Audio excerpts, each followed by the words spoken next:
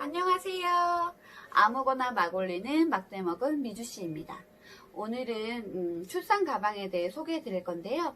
출산 가방은 병원마다 내용물이 조금씩 달라지기 때문에 참고용으로 봐주시면 되고, 저는 동작구에 있는 청아병원에서 제왕절개로 출산을 했습니다. 초간단한 캐리어도 솔직히 필요 없는 그런 간단하게 쌀 수 있는 출산 가방을 소개해 드릴 건데요. 첫 번째로는 수유 쿠션이에요. 수유 쿠션은 개인적으로 평평하고 좀 높은 게 좋더라고요.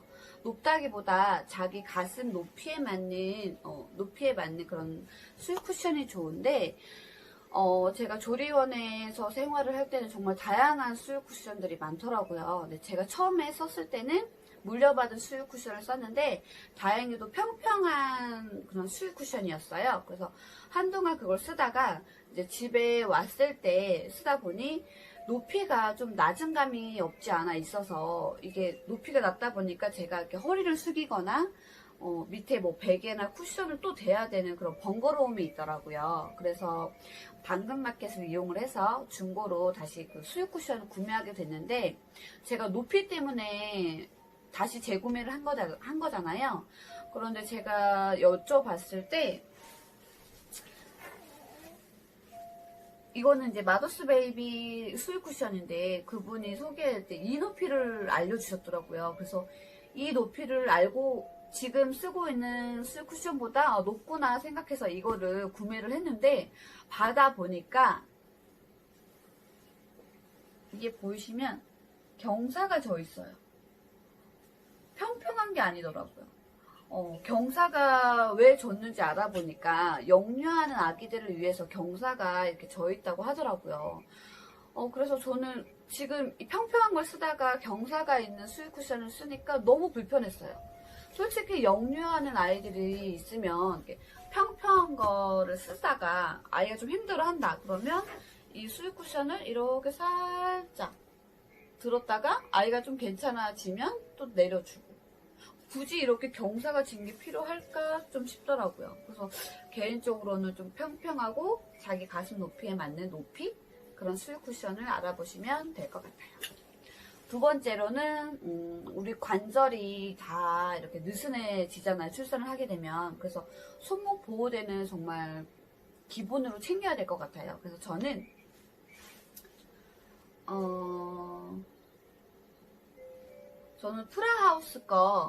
프라하우스 손목 보호대 이렇게 스킨 컬러로 구매를 했는데, 이게 쿠팡에서 11,000원대로 구매를 했어요. 이거 보면은 손가락을 이렇게 끼워서 돌려가지고 찍찍이로 이렇게 하시면 돼요. 이거 이제 압력은 자기가 이렇게 조절할 수 있으니까 사용하기 편하더라고요. 그래서 제가 이거를 쓰니까 조리원에 있을 때 어떤 분이 이거 어디 거예요? 뭐 얼마 주고 샀어요? 궁금해하셔서 좀 물어보시더라고요. 그래서 쿠팡에서 11,000원 몇백 원에 주고 샀어요. 이거 되게 저렴한데 괜찮아요. 그분이 이거 마음에 들어 하셔서 물어보셨어요. 손목 보호대. 세 번째는 바지인데요. 조리원에 있으면 원피스를 입게 되는데, 솔직히 상의는 반팔 스타일이 아니기 때문에 상의는 굳이 준비 안 하셔도 되고, 바지를 챙겨 가시는데, 저는 3월 30일에 출산을 했거든요. 이제 계절이 봄? 이런 식으로 되지만 몸을 따뜻하게 해줘야 될 것 같아서 저는 히트텍 네일을 챙겨갔어요.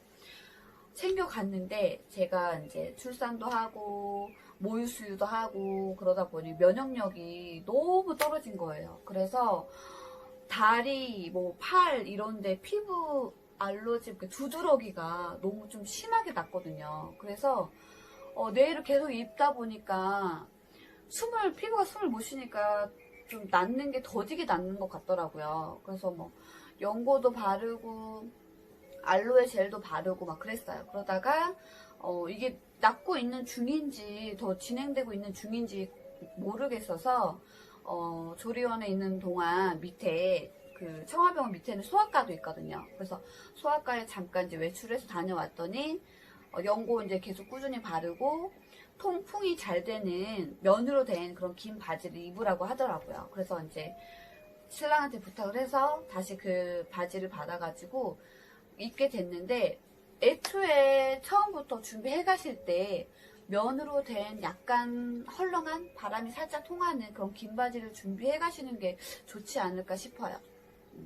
그리고 네 번째, 수유 나시인데, 저는 개인적으로 수유 브라보다 수유 나시가 좀 편했어요. 원래 나시 형태를 좀 즐겨 입는 스타일이라서 수유 나시 2개를 챙겨갔는데, 이것도 저는 입지는 못했어요. 제가 이제 모유수유 하다가 꼭지에 상처가 난 거예요. 피도 나고 막 갈라지고 막 옷깃만 스쳐도 너무 아파가지고 수유 나시 챙겨간 거는 입지는 못하고, 종이컵을 잘라가지고 쭈쭈 가리게 만들어서 이렇게 하고 다니고, 그리고 거기 이제 모유실 거기 선생님도 그렇고 간호사 선생님들도 최대한 가슴을 그냥 오픈하고 있으라고 하더라고요. 바람이 잘 통하게. 그래서 항상 이제 모유수 하러 왔다 갔다 할 때만 이렇게 원피스 잠깐 이렇게 입고 항상 이렇게 오픈하고 있었어요. 그랬더니 회복이 조금 빨리 됐던 것 같아요. 근데 모유수를 계속 하다 보니까 조금 더딘 거는 없지 않아 있어요. 하지만 이제 오픈하고 계속 그러고 있으니까 조금 이렇게 막고 있는 것보다는 훨씬 도움이 된 것 같아요. 그 다음에는 양말인데요. 양말도 2컬레인데 저는 수면 양말을 챙겨왔어요. 어디에도 이렇게 검색하면 다 수면 양말을 얘기를 하시니까. 그래서 저도 이제 다이소에서 이제 귀여운 걸로 수면 양말 2개를 챙겨갔는데, 이것도 땀이 차고 바람이 안 통하니까 너무 안 좋은 거예요. 답답하고. 그래서 이것도 제 경험상으로는 면으로 된 발목이 헐렁한 그런 긴 양말이 좋을 것 같아요. 그걸로 2개 챙겨가시면 되고, 그 다음에 인부 속옷. 인부 속옷은 5장을 챙겨갔어요.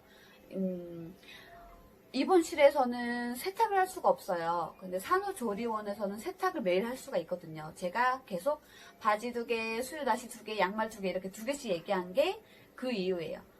산후조리원에서는 매일 세탁을 할 수 있기 때문에 굳이 뭐 4개, 5개 이렇게 필요 없고, 근데 빨래 이제 주는 시간대가 다 있으니까 나 좀 불안해. 그 시간대에 나는 그 전에 혹시 또 쓰게 될지 몰라. 그러면 한 3개 정도가 충분한 것 같아요. 3개면 되고, 인부 속옷은 왜 5장이냐면 이제 입원실에서는 세탁을 할 수 없기 때문에 좀 여유롭게 준비를 해 가시는 게 좋습니다. 그리고 세면 도구인데요. 세면 도구는 저는 폼 클렌징, 치약, 칫솔, 샤워 타올만 챙겨왔어요. 나머지는 다 있었어요. 바디 워시도 있고 샴푸, 린스가 있기 때문에 저는 간단하게 싸가려고 막 장시간 쓰는 게 아니기 때문에 잠깐 거기 거 쓰지 뭐 이런 생각으로 없는 것만, 그렇게 필요한 것만 챙겨갔어요. 그리고 기초 화장품인데요. 기초 화장품도 솔직히 막 이것저것 덕지덕지 바를 시간도 없고 여유도 없어요. 그래서 저도 이제 화장을 막 이렇게 신경 써서 하는 스타일이 아니기 때문에 간단하게 챙겨갔는데, 스킨케어는 전 패드를 이용하기 때문에 이런 얇은 통을 가져갔어요. 여기에다가 필요한 양만 패드 이렇게 담아가지고 가지고 갔고, 이런 통이 없으면 조그마한 지퍼백에 스킨이랑 뭐 화장품 이렇게 적셔가지고 담아가도 도움이 될 것 같아요. 그리고 이제 에센스를 챙겨갔는데, 이거는 이제 샘플, 뭐 이제 이렇게 뜯어 쓰는 샘플 챙겨가시거나 요만한 통에 있는 샘플 챙겨가실 텐데, 저는 요만한 통에 있는 샘플 챙겨가서 거의 2주 동안 산후조리원에서만 썼기 때문에 다 쓰고 딱 맞게 다 쓰고 왔어요. 그리고 크림 이런 건 안 바르고 저는 미스트를 뿌렸거든요. 미스트가, 이거는 달바 미스트인데 좀 작아요. 휴대용이라서. 그래서 이렇게 오일이 있어가지고 이렇게 흔들어서 뿌리면 다른 그냥 일반 막 수분 미스트 이런 것보다는 훨씬 건조하지 않아요. 오일이 있어서. 그래서 촉촉하게 마무리가 됐기 때문에 저는 스킨 패드 하고, 그다음에 에센스 바르고 이거 뿌리고 그리고 끝냈어요. 완전 간단하죠? 그 다음에 립밤. 립밤은 진짜 필수인 것 같아요. 그냥 병원에 가서부터 입술이 건조해요. 건조하기 시작해요. 막 쩍쩍 갈라져요. 그래서 출산하기 전부터 입술은 계속 발랐어요. 막 안 바르면, 잠깐이라도 안 바르면 막 쩍쩍 갈라지더라고요. 왜냐면 방 온도도 그렇고 거기는 뭐 가습기 이런 게 없기 때문에 건조할 수밖에 없더라고요. 그래서 입술, 립밤은 꼭 챙겨가시길 바래요. 그 다음에 충전기는 이것도 기본이죠.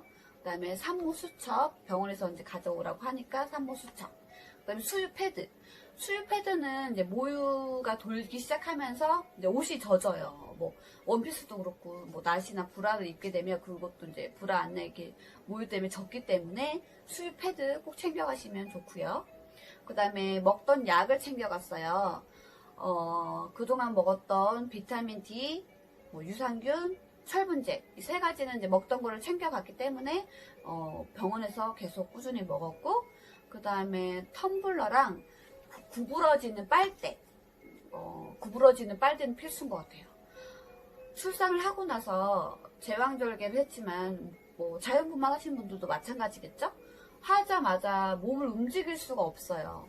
고개만 이렇게 왔다 갔다 할 정도거든요, 처음에는. 그래서 목이 너무 마르면 이렇게 벌컥벌컥 마실 수도 없고, 그래서 텀블러에다가 구부러지는 빨대를 이용해서 물을 마시는데 저는 텀블러도 사용을 안 했어요. 왜냐면 보리차가 먹고 싶더라고요. 그래서 신랑이 이제 보리차를 페트병 요만한 거 사와가지고 구부러지는 빨대를 이렇게 쪽쪽 빨아 먹었는데, 이것도 급하게 목마르다고 이렇게 먹으면 안 돼요. 체해요.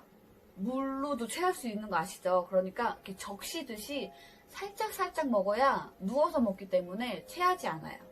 목마르다고 벌컥벌컥 마시면은 여기 이제 수술 부위도 아프고 자연분만 하신 분들도 밑에가 아프시겠지만 굉장히 고통스러울 것 같더라고요. 저는 굉장히 조심조심 먹었어요. 기침할 때도 너무 아프기 때문에 기침을 아예 안 하게 만들려고 최대한 조심했어요. 그래서 물도 조금 이렇게 적시듯이 먹었고, 텀블러는 왜 사용을 안 했냐면 보리차도 마셨고, 그 다음에 이제 산후조리원에 왔을 때도 종이컵이 정수기 옆에 일반 종이컵보다 큰 사이즈, 한 요만한 이제 일반 종이컵보다 좀 큰 사이즈의 종이컵이 있더라고요. 그래서 항상 그 종이컵이 있었기 때문에 거기에다가 그냥 물 수시로 마셨어요. 그래서 텀블러는 굳이 안 썼어요.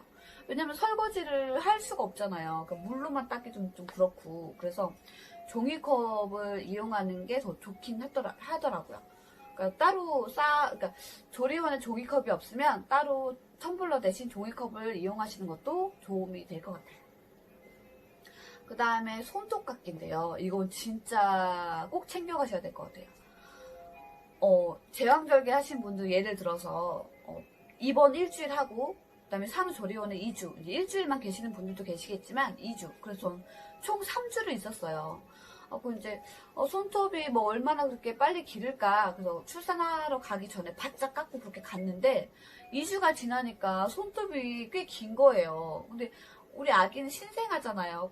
행여나 내 손톱에 긁힐까봐 손톱이 너무 긴데 준비를 안 해갔으니 이거를 여기 신생아실 간호사님께 부탁드려서 혹시 있지 않을까 하고 어떡하지 하고 이제 모유수유실에서 이제 그 옆에 분들하고 이야기 이렇게 하다가 저 손톱 좀 깎아야 돼서 한번 얘기 좀 해봐야 되겠어요. 이제 했더니 자기 저 손톱 깎기 있으면 빌려드릴게요 그러시더라고요. 그래서 다행히 그분한테 빌려가지고 손톱을 이제 마저 이렇게 또 바짝 깎았죠.